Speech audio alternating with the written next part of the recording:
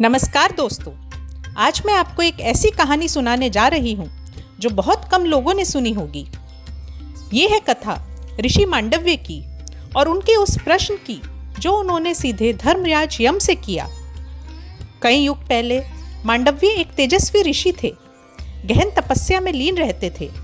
उनका आश्रम शांत था, एक पवित्र स्थान जहाँ केवल ध्यान, मौन और साधना थी। लेकिन एक दिन कुछ चोर राजमहल से कीमती वस्तुएं चुरा कर भागे। भागते भागते वे मांडव्य के आश्रम में आ छुपे।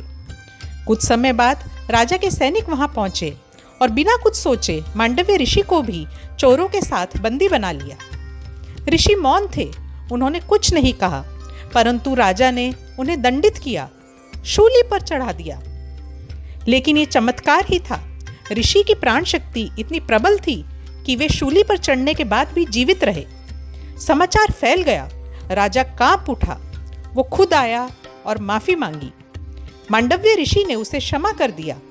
लेकिन अब एक प्रश्न उनके मन में उभरा, मैंने ऐसा कौन सा पाप किया था जो यह सब मुझे सहना पड़ा? उन्होंने अपने तपोबल से स्वर्गलोक की यात्रा की और धर्मराज यम के समक्ष खड़े हो गए। पूछा, किस पाप के कारण मुझे यह दंड मिला? धर्मराज ने उत्तर दिया, बालपन में तुमने एक कीड़े को तिनके से चुभोया था, यह उसी का फल है। मांडव्य चौंक गए, क्रोधित भी हुए। उन्होंने कहा, धर्मराज, बचपन की गई अज्ञानता की गलती को इतना बड़ा दंड देना अन्याय है। तुम्हारा न्याय अंधा है, पक्षपाती है।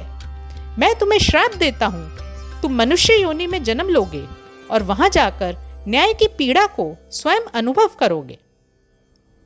इस शाप के कारण धर्मराज यम ने महाभारत काल में विदुर के रूप में जन्म लिया। एक ऐसा चरित्र जो सदा न्यायप्रिय और निष्पक्ष रहा, परंतु जीवन भर सत्ता से वंचित रहा, भेदभाव सहता रहा और तब समझ पाया, न्याय सिर्फ कर्मों का ही नहीं बल्कि समय, उम्र और भावना का भी मूल्यांकन मांगता है। यह कथा हमें सिखाती है कि सिर्फ सही या गलत का फैसला कभी नहीं होता। ध्यान रखना होता है कि कर्म कब, किसने और क्यों किया। कभी कभी प्रश्न ऋषि पूछते हैं और उत्तर धर्मराज को देना पड़ता है। यदि आपको यह कथा पसंद आई हो तो हमारे चैनल को ज़रूर सब्सक्राइब करें और ऐसे ही और गूढ़ और अद्भुत प्रसंगों के लिए जुड़े रहें। धन्यवाद।